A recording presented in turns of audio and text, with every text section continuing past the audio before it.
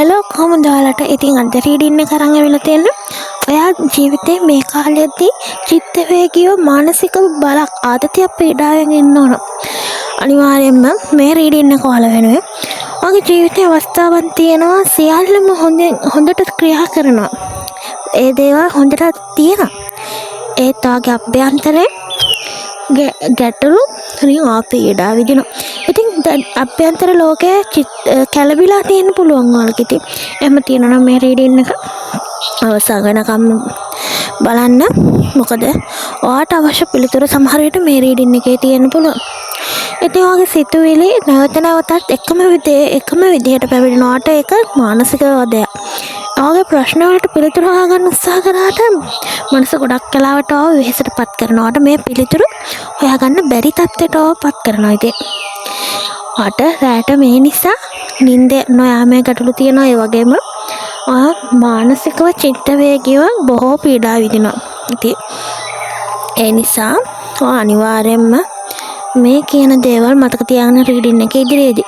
ඉතින් මේ දවස්වල අධික ලෙස හිතමින් ඉන්නවා නම් සිදු වූ දේවල් ගැන පසුතැවෙනවා නම් එහෙම නැතිනම් තාම සිදුවලා නැති දේවල් ගැන බයෙන් ඉන්නවා නම් අනාගතය ගැන බයෙන් ඉන්නවා නම් එහෙම ඉන්නවා නම් ඔයා දැන් දැනගන්න ඔයාගේ මේ මොහොතේ මේ ඔයාට ලැබෙන රීඩින් එක ඊටාම පැහැදිලි රීඩින් එකක්.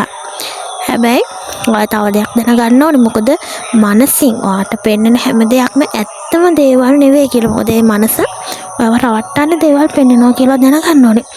ඉතින් බියට පුළුවන් කුඩාම ගැටලුවක් කියන්නේ පොඩිම ප්‍රශ්නයක් වුණත් ලොකුවට පෙන්වන්න. මොකද ඒක බයක්. මනසින් ඔයා බය නම් ඔයාට අනිවාර්යයෙන් ඔයාගේ තියෙන චූටිම ගැටලුවක් පවා ලොකුවට විශාලව පෙන්වනවා. ඉතින් අවනිශ්චිත තත්ත්වයන් තියෙනවා නම් ඒකෙන් අඳුර අනාගතයක් විදිහට තමයි පෙන්වන්නේ. කියන්නේ යම් දෙයක් ගැන හරියටම හිතා ගන්න බැරි අවනිශ්චිතව ඉන්නවනම් ඒක ඔයාට අනාගතය අනාගතයක් විදිහට පෙන්වන්නේ. කියන්නේ අනාගතය ස්ථිර නැති අනාගතයක් විදිහට පෙන්වීම සිදු කරනවා.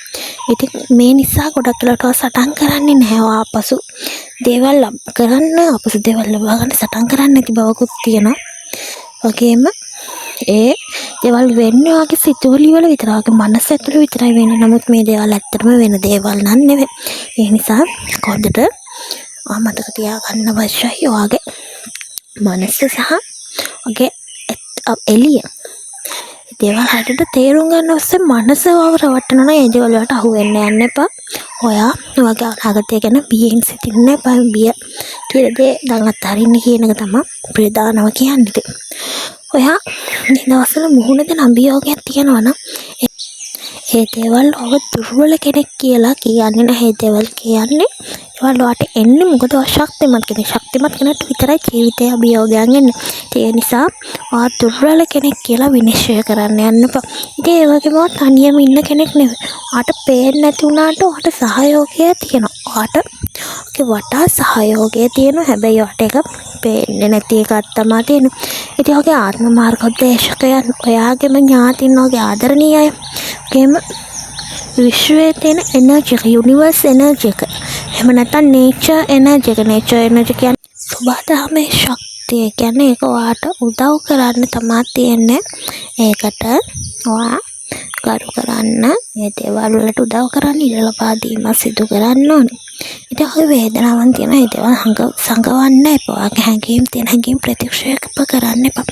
දේවල් පිළිගන්න ඒවට ඒ වගේම ගරු කිරීමත් කරන්න ඕනේ. ඉතින් ඔයාට දැන් මේ රීඩින් එකෙන් මතක් කරන විශේෂ ප්‍රධානම දේවල් ටික තමයි ඔයාට තියෙන්නේ බියක් නෙවෙයි. ඔයා කනස්සල්ලෙන් ඉන්නේ නැහැ. ඔයාගේ අතීතය නෙවෙයි. ඔයා දැන් සුවමින් ඉන්නවා වගේම ඔයා දැන් වර්ධනය වෙමින් ඉන්නවා. වගේම ඔයා සිතනවාට වඩා ශක්තිමත් කෙනෙක් කියන එක ඔයාට මතක් කරනවා. ඉතින් මේ රීඩින් එකට ඇෆර්මේෂන් එකක් තියෙනවා. ඒක පළවෙනි කමෙන්ට් සෙක්ෂන් එකේ තියෙනවා. ඔයා මේ ඇෆර්මේෂන් එක මේ තහවුරු කිරීම අද දවස තුල පාවිච්චි කරන්න. මොකද මේක ඔයාගේ ජීවිතයට ඔයා හිතනවට වඩා වෙනස් දේවල් ලබා දෙන්න උපකාර කිරීම සිදු කරනවා.